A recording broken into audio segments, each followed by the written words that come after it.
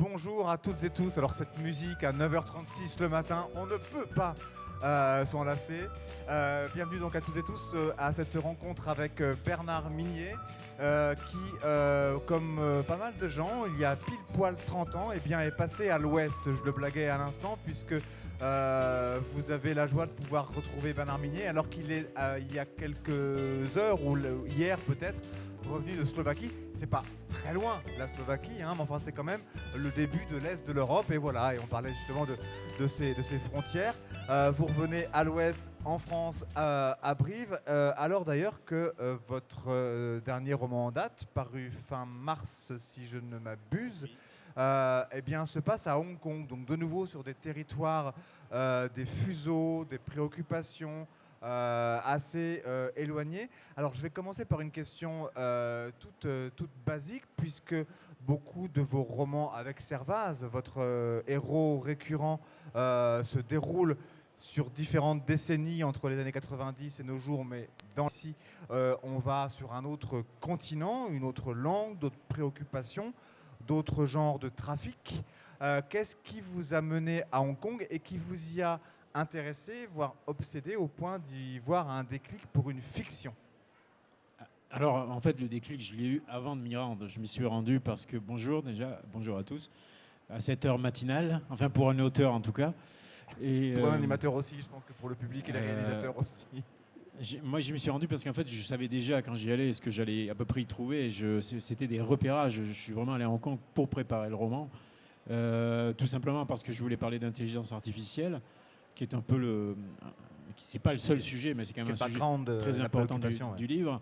Je voulais parler de ce nouveau monde dans lequel on entre à base de technologie, ces géants de l'Internet. Et il se trouve qu'aujourd'hui, c'est quand même un match, même s'il y a beaucoup de start-up en France et en Europe, c'est quand même un match qui se joue entre les États-Unis et la Chine. Et la Chine a même pris un petit peu d'avance de ce point de vue-là. C'est un pays très connecté, avec des caméras de surveillance partout, comme chacun sait, avec beaucoup de biométrie, de nouvelles technologies. Et comme j'avais déjà situé un roman qui, du reste, parlait un peu des mêmes thématiques, qui est une putain d'histoire, aux États-Unis, où on parlait déjà de Facebook, des réseaux sociaux, de la fin de la vie privée, je me suis dit, je vais aller voir ce qui se passe de l'autre côté en Asie. Donc j'ai hésité entre Shanghai et Hong Kong, mais je suis un grand amateur aussi de cinéma, évidemment de films noirs et de romans noirs, et Hong Kong, c'est un décor de films noirs. Il y a le cinéma hongkongais, mais pas que ça. C'est une ville extraordinaire, avec des montagnes très noires du reste derrière, des gratte-ciel partout, cette mer de Chine au milieu, ces jonques. Enfin, on a toutes ces images qui nous rappellent un peu les romans de Bob Moran de notre jeunesse. Et même si ça a beaucoup changé, c'est aussi encore, il y a encore tout ce côté traditionnel, ce mélange de tradition et d'avant-gardisme. C'est aussi une ville en ruine par certains endroits, parce que si on s'éloigne des centres touristiques, Kowloon, Jordan, Mongkok, qui sont les districts les plus peuplés de la planète quasiment, c'est ces gratte-ciel, c'est d'immenses termitières très délabrées, dont on se demande comment elles tiennent debout. Et ce décor absolument fascinant, dès que je suis arrivé là-bas, j'ai pris ça dans la figure. En plus, c'était la saison des pluies. J'étais bien conscient en partant que j'y allais pendant la saison des pluies. C'est là où on dissuade les touristes de s'y rendre. Mais c'est ce que je voulais. Je voulais cette atmosphère. Et c'était tu te souviens du premier Blade Runner avec Harrison Ford?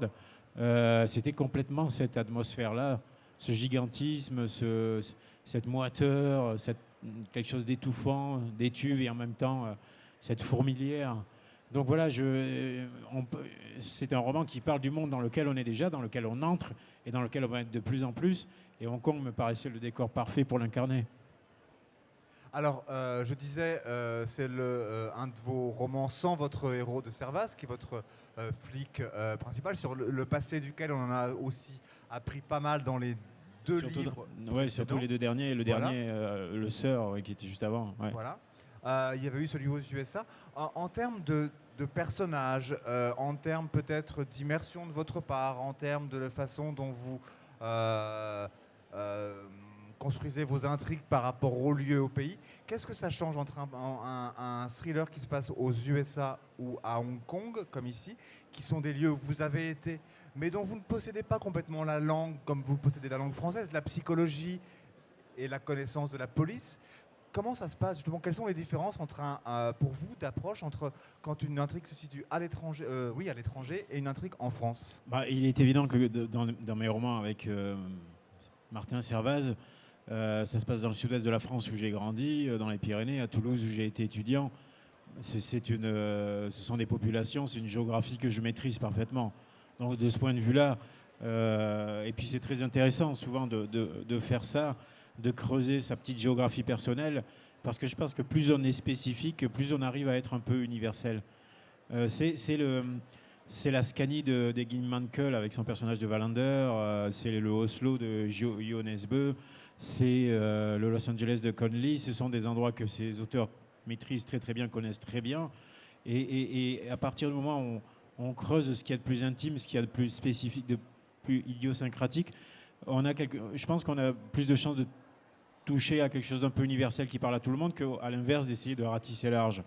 Et là, de fait, pour une putain d'histoire comme pour M, les choses ont radicalement changé. Comme tu l'as souligné, Hong Kong, je maîtrise, j'ai pas tous les codes. J'ai arrivé là-bas, c'est pas une ville que je connaissais. Je suis pas non plus, la mentalité chinoise, c'est pas la mentalité occidentale. Alors, je me suis énormément renseigné là-dessus. Il y a une bibliographie à la fin du roman, ce que je ne fais jamais, mais là j'ai mis une bibliographie à la fin du roman pour montrer sur tous les rapports entre la Chine et l'Occident, qui sautent aussi dans le livre, qui sont des sujets du livre, la différence dans l'approche en particulier professionnelle, la psychologie, tout ça c'était absolument intéressant. Et donc ce que je fais à chaque fois, je me rends sur place, je rencontre des gens, j'explore. Quand j'étais pour une putain d'histoire, j'avais rencontré des membres de la brigade criminelle de Seattle, j'avais rencontré des shérifs sur les îles, j'avais visité leurs services. Et puis j'évite les endroits pour les touristes. Ça c'est quand même très important. J'arrive à Hong Kong. Alors il faut préciser une chose, mon personnage de Moira, puisque Servaz n'est pas là, mais on a une jeune femme qui est spécialiste d'intelligence artificielle, qui s'appelle Moira, qui a traversé au laboratoire de Facebook à Paris, qui existe, sous la direction de Yann LeCun, et qui se trouve embauché par Moira Chevalier, qui se trouve embauché par ce géant de l'Internet et de la téléphonie mobile chinois qui s'appelle Ming, qui est un peu quelque chose entre Huawei, Tencent, Xiaomi, etc. Et donc elle arrive là-bas et elle découvre la ville pour la première fois. Donc elle prend elle aussi cette claque dans la figure, et je tenais à ce qu'elle arrive là-bas pour la première fois, parce que moi j'arrivais aussi en tant qu'auteur là-bas pour la première fois. Il fallait absolument que le ressenti de mon personnage soit crédible, soit réaliste. Donc ça ne pouvait pas être quelqu'un qui avait déjà vécu très longtemps à Hong Kong. Il fallait que ça soit une jeune femme qui y arrivait comme moi j'y arrivais et qui découvrait la ville. Et ensuite, comme je dis, je ne me suis pas baladé dans les endroits pour les touristes. J'ai été au Pic, que les touristes qui ont visité Hong Kong connaissent. J'ai été sur le Nathan Road, etc. Mais ça, c'est pour les touristes. Moi, je pense à Michael Conley. Michael Conley, c'est un auteur que j'adore. C'est un ancien journaliste. Il a eu le prix Pulitzer à l'époque quand il avait traité les émeutes de Los Angeles. Donc c'est un vrai journaliste. Il connaît Los Angeles parfaitement. Il connaît le LAPD, la police de Los Angeles, parfaitement. Quand il en parle, il va chercher des choses. Évidemment, c'est ça qui est intéressant, que personne ne connaît. Sauf qu'il a écrit un bouquin qui se passe à Hong Kong, qui s'appelle Nine Dragons, 9 dragons. Et là, c'est tout l'inverse. Tu as l'impression qu'il a atterri le matin et qu'il est reparti le soir, quoi. C'est-à-dire qu'il va au Pic, il va sur Nathan Road, à un moment donné, il s'encanaille, il va dans un endroit qui s'appelle Chungking Mansions. C'est tout un bloc d'immeubles où il y a des trafics de drogue, etc. Mais en fait, c'est Pigalle, hein. C'est un truc pour touristes. Moi, je me suis baladé à Chungking Mansion, il y a des touristes partout. Nesbø a fait la même chose. Nesbø, dans les Léopards, a plusieurs scènes qui se passent à Hong Kong, et comme par hasard, Harry Hole dort à Chungking Mansion. Mais Chungking Mansion, c'est comme le Harlem aujourd'hui, tu vois, c'est pour amuser les touristes. La pègre, elle n'est pas vraiment là, c'est des pipeaux. Et là, j'ai été déçu par le bouquin de Conley, parce que tu as l'impression, c'est comme si un flic américain arrivait à Paris, qui commençait son enquête sur la Tour Eiffel, que le premier indice était à Notre-Dame, et le truc était résolu au musée du Louvre. Tu vois, d'ailleurs, ça s'appelle le Da Vinci Code, hein, soit dit en passant. Mais, ça a déjà été fait, oui. Mais finalement. Oui, finalement. Mais je voulais absolument pas faire ça. Donc moi, je me suis rendu au compte dans les quartiers où vivent les Chinois. On a été en particulier dans les nouveaux territoires, parce qu'il faut savoir que Hong Kong est une des villes les plus chères du monde. Et donc, les gens peuvent absolument pas vivre dans le centre de Hong Kong. Donc, ils prennent les lignes de métro. Il y a un réseau de transport, par contre, qui est formidable. Hong Kong a un des meilleurs réseaux de transport du monde. Mais ils prennent les lignes de métro, et tout au bout du ligne de métro, tu as ces immenses cités dortoirs qui sont les nouveaux territoires, avec des villes comme Yuan Long, où les touristes ne vont pas, mais où vont les Chinois, où vivent les Chinois, où se trouvent aussi les triades, la pègre, les trafics. Et donc on s'est rendu là-bas de nuit, de jour.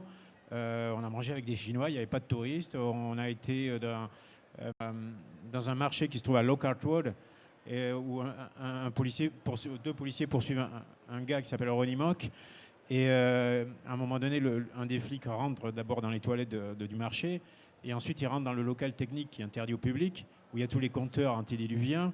Et puis il y en a un autre qui remonte un couloir absolument désert, là aussi interdit au public, et qui se retrouve dans une salle, sorte de salle d'équarrissage, où tu as une cinquantaine de poulets qui flottent dans une bassine, dans de l'eau, puis qui évidemment qui ne sont pas des lieux accessibles au public. Bon, mais moi je suis rentré dans le local technique, j'avais pas le droit, mais je l'ai fait. J'ai pris des photos et ensuite j'ai remonté le couloir. Je suis rentré dans la salle d'escarissage. J'avais mon ami qui était là, qui regardait s'il n'y avait pas quelqu'un qui venait. J'ai pris des photos partout et je suis ressorti. Donc chaque pas que font mes personnages dans le Hong Kong du livre, vous les avez fait concrètement. Je les ai fait, ouais. Alors, par quel biais? Parce que je voudrais bien savoir un peu plus sur comment est-ce que le romancier, il enquête quand il est sur le terrain. Comment est-ce qu'il sait que ça, c'est l'endroit à touristes? Est-ce que c'est marqué dans le Lonely Planet ou je ne sais pas quoi? Et comment est-ce que justement, il se fait indiquer où il découvre les endroits pas à touristes, les endroits où il faut aller? Est-ce que vous avez ce que nous les journalistes on a qui est un fixeur sur place, c'est-à-dire quelqu'un qui à la fois connaît les lieux, qui nous emmène justement dans ces lieux un peu alternatifs, en général qui est armé pour justement pouvoir vous défendre au cas où, un fixeur. Est-ce que vous avez eu ce genre de contact? Est-ce que vous aviez des informations avant? Comment avez-vous découvert ces lieux que Michael Conley n'avait pas découvert et que Jonas Bro n'avait pas découvert? C'est dire. Ouais, et j'en suis pas peu fier. non, mais sérieusement, t'as pas besoin de fixeurs en Hong Kong. Enfin, j'avais des fixeurs, j'avais des contacts qui pour la plupart étaient des expats, qui d'ailleurs certains ne vont jamais dans les quartiers. Les expats, c'est pareil, ils vivent plutôt sur Happy Valley, qui est là où il y a le champ de course.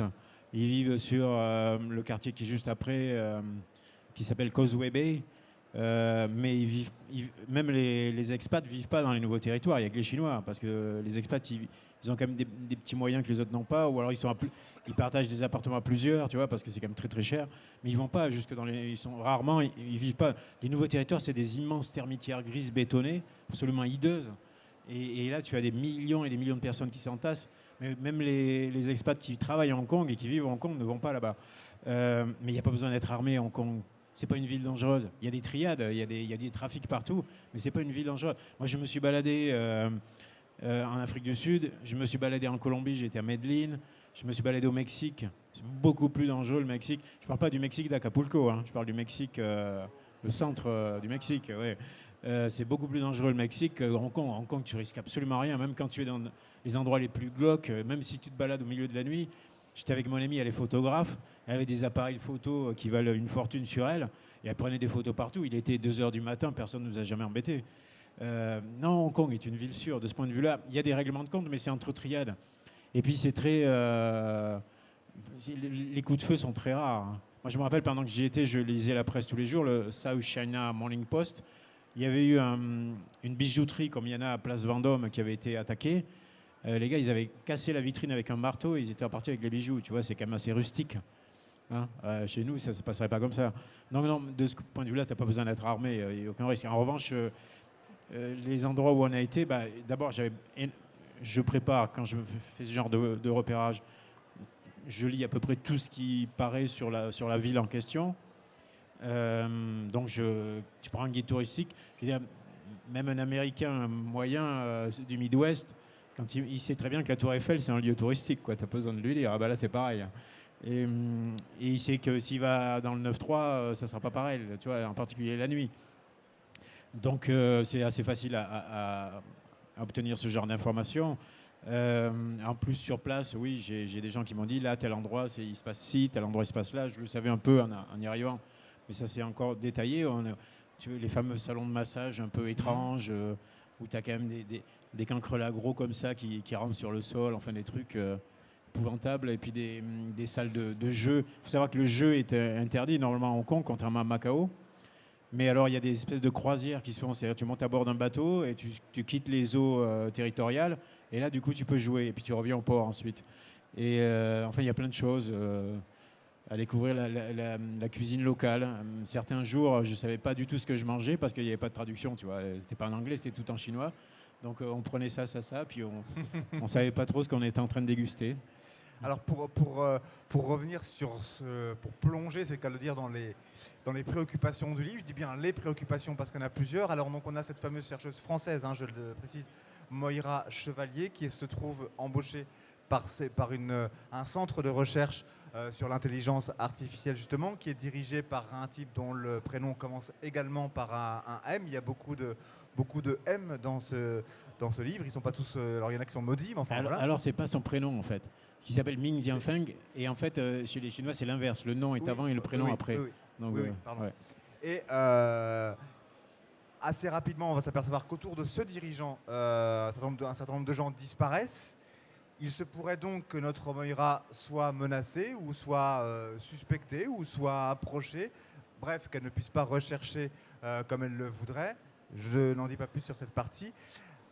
Une autre des préoccupations, ça va être toute une recherche sur comment est-ce qu'on pourrait pousser le bouchon encore un peu plus loin pour que un chatbot, une discussion en ligne, quelque chose de l'intelligence artificielle puisse encore plus vous inciter, selon vos habitudes, à aller dans tel restaurant, à consommer telle chose, à décider d'aller à tel endroit, à dépenser votre argent pour aller... Bref, pousser un peu plus loin la consommation et la surveillance. Consommation et surveillance étant les deux des mamelles du grand libéralisme et aussi du modèle chinois, qui est ce modèle qui maintenant allie à la fois la rigidité du communisme et de l'appareil d'État communiste et la rigidité aussi de la consommation ultra-libérale. On avait souvent cru que ce serait la Russie, après Gorbatchev, qui réussirait à faire ça. Non, c'est la Chine qui est le premier pays qui allie la rigidité communiste et la rigidité de la consommation ultra-libérale. Est-ce que c'est justement ces choses-là, surveillance, consumérisme, la façon dont le gouvernement chinois, et on le voit puisque la Chine est la banque de la plupart des pays aujourd'hui, à commencer par les États-Unis, avec qui elle est quand même en guerre. Le président Macron y était pas plus tard que cette semaine en Chine pour signer de nouveaux contrats. Tout le monde va en Chine pour signer des contrats d'affaires, alors que la Chine est toujours un régime ultra communiste. Et puis c'est quasiment, c'est pas vraiment une démocratie, donc c'est le moins qu'on puisse dire. Donc c'est quasiment la première dictature 3.0, puisque c'est la première dictature connectée. C'est un des grands sujets du livre, c'est effectivement la surveillance des citoyens, qui était déjà un peu le sujet d'une putain d'histoire, d'une certaine façon. Mais précisément, quand j'ai écrit une putain d'histoire en 2014 et M en 2018, j'ai mesuré l'accélération extraordinaire, pas au sens positif, de ce processus-là, comment ça se passe dans nos téléphones, parce qu'aujourd'hui, ces géants de l'Internet, et c'est quelque chose que je dis souvent depuis que le livre a été publié, ces géants de l'Internet avec le big data, avec leurs algorithmes, avec la puissance de leurs supercalculateurs, sont en train d'acquérir une connaissance de l'humanité que personne n'a eu avant eux. Je m'explique. Jusqu'à présent, les philosophes, les sociologues, les sciences humaines, les scientifiques, quand ils étudiaient la population, c'était toujours un panel de quelques centaines ou quelques milliers de personnes. Aujourd'hui, lorsque vous publiez des photos ou des vidéos sur vos réseaux sociaux préférés, elles sont non seulement stockées et affichées dans votre profil, mais elles sont scrutées, analysées, classées, triées, annotées par les intelligences artificielles. Et l'un des arguments avancés par ceux qui disent que c'est pas si grave, c'est que vu le volume gigantesque des données, il est impossible d'y distinguer quoi que ce soit. Aujourd'hui, c'est faux, totalement faux. Parce que les algorithmes sont tellement puissants, tellement fins, et les dernières générations d'ordinateurs sont tellement puissantes qu'ils peuvent trouver des millions d'aiguilles dans des milliards de boîtes de foin. Ils peuvent surveiller tout un chacun, et ils ne se privent pas de le faire. Et Facebook, c'est 2,5 milliards d'utilisateurs. C'est-à-dire que grâce à ces milliards d'utilisateurs, ces géants d'Internet sont en train d'acquérir une connaissance de l'humanité que personne n'a eue avant eux.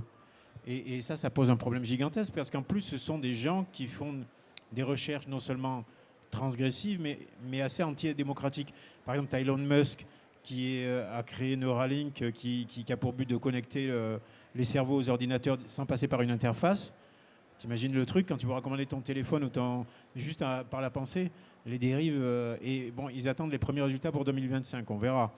Tu as Google qui a créé Calico, dont le but est de retarder la vie humaine de plusieurs centaines d'années, voire même c'est eux qui le disent, de tuer la mort à travers les nanotechnologies, à travers les progrès immenses de la biologie, à travers l'intelligence artificielle, on y revient. Tu as un type comme Anthony Lewandowski, qui était un ancien ingénieur de chez Google, qui était payé 20 millions de dollars par an, qui a quitté Google pour fonder une église, dont le but est de développer un Dieu basé sur l'intelligence artificielle, parce qu'il dit que s'il existe une chose 1 milliard de fois plus intelligente que l'humain le plus intelligent, comment l'appeler sinon Dieu? Bref, ils ont ces recherches transgressives, mais aussi antidémocratiques. Larry Page, cofondateur de Google, a déclaré lui-même que les entreprises comme la sienne ont vocation à remplacer les politiques parce qu'elles comprennent mieux le futur que les hommes politiques. Donc on a en ce moment même, parce que c'est le monde qu'ils sont en train de nous fabriquer, ces géants de l'Internet qui décident du destin des peuples, qui décident de nos destins, en passant par-dessus les États, par-dessus les gouvernements, par-dessus les opinions publiques, qui dictent leurs lois. La loi de Google, on n'a pas le droit de montrer un sein, mais on peut balancer des centaines de publicités politiques mensongères pour élire, en se fondant sur des mensonges, un Donald Trump ou un Bolsonaro au Brésil. C'est Mark Twain au 19e siècle qui disait déjà un mensonge peut faire le tour de la Terre le temps que la vérité mette ses chaussures. C'est plus vrai que jamais aujourd'hui avec les réseaux sociaux. Donc ces gens-là dictent leurs propres lois qu'ils imposent à des milliards de personnes, ce qu'aucun État n'a jamais pu faire. Aujourd'hui, les algorithmes de Facebook connaissent mieux leurs utilisateurs que Staline connaissait les citoyens de l'ex-Union soviétique ou que la Stasi connaissait les habitants de l'ancienne Allemagne de l'Est, tu vois. Et ils nous fabriquent un monde, le monde dans lequel on va vivre sans nous demander notre avis, sans demander l'avis à personne. Et au fond, ils ont des ambitions totalitaires. Qu'est-ce que c'est qu'un État totalitaire? C'est un État qui, comme son nom l'indique, décide de tout dans la vie de ses citoyens, tant sur le plan public que privé. Donc, en dehors de l'enquête policière, parce qu'il y a quand même des meurtres, je vous rassure, hein, il se passe des choses. Hein, ça n'est pas aussi ennuyeux que je le suis ce matin. Autour du fameux Ming et puis autour de la fameuse oui, parce qu'en plus, chez Ming, dans cette société, on a tendance à y mourir de mort violente. Hein. Non seulement il y a des meurtres, mais il y a aussi des accidents, des suicides, enfin, il y a plein de choses qui se passent.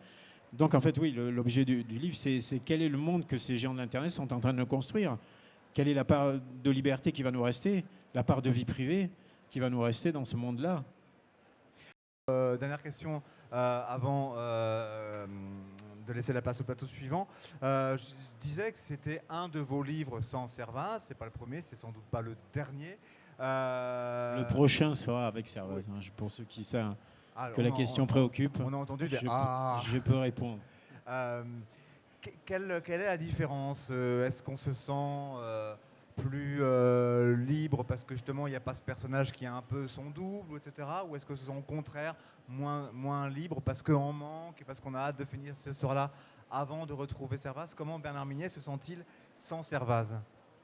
Moi, je me sens bien sans Servaz, mais je me sens bien aussi avec. Tu sais, c'est comme un vieux couple. Là. Ça fait quand même combien de livres avec lui? 6 romans ou 5?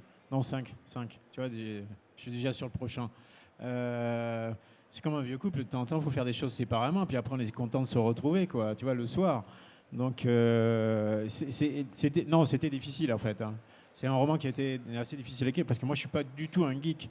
Moi, je suis comme Servaz, justement. S'il y a quelque chose de Servaz qui me ressemble, c'est ce rapport aux nouvelles technologies. J'ai beaucoup de mal avec les nouvelles technologies, avec les réseaux sociaux.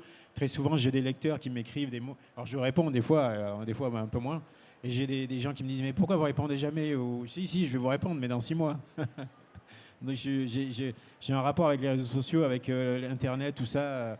Et là, il fallait quand même que je maîtrise mon truc, quoi. Je ne pouvais pas dire n'importe quoi. Donc j'ai lu énormément, j'ai vraiment ramé, j'ai essayé d'acquérir cette connaissance, le vocabulaire, le lexique, comment ça fonctionnait.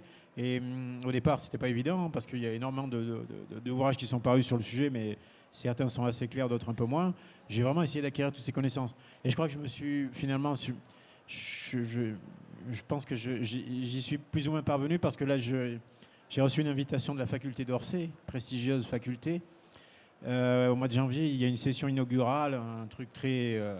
avec plein d'étudiants bien plus brillants que moi, puisqu'ils ont des diplômes que j'ai jamais eus, tu vois. Donc, et il y aura le doyen qui fera discours, et ensuite il y aura une leçon inaugurale de Cédric Villani, hein, notre médaille Phil, puis d'un autre éminent scientifique, et le troisième larron qui va s'y coller, c'est moi. Donc si j'avais dit beaucoup de bêtises, je pense qu'il ne m'aurait pas invité. Écoutez, on espère qu'il n'y aura pas d'espions chinois dans le public ce jour-là. Au-dessus de chez vous, pas de drone chinois, pas de... Depuis la parution du livre? Mon voisin, alors moi je vis la campagne, hein, j'ai une maison, je suis tranquille, j'ai pas de... Mais mon voisin qui travaille dans le cinéma et la télé, justement, ils lui ont demandé d'apprendre à maîtriser un drone, tu sais, pour filmer.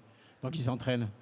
Mais bon, c'est mon voisin, puis on s'entend bien, ça va. Voilà, donc c'est M, le bord de l'abîme, paru en fin mars 2019 aux éditions XO comme les précédents. Vos livres en poche le sont chez Pocket. Si oui, tout à fait, tous mes romans sont chez Pocket. On trouve tous ces livres-là sur votre stand? Ah bah, j'ai pas été vérifié, mais je pense que oui. D'accord.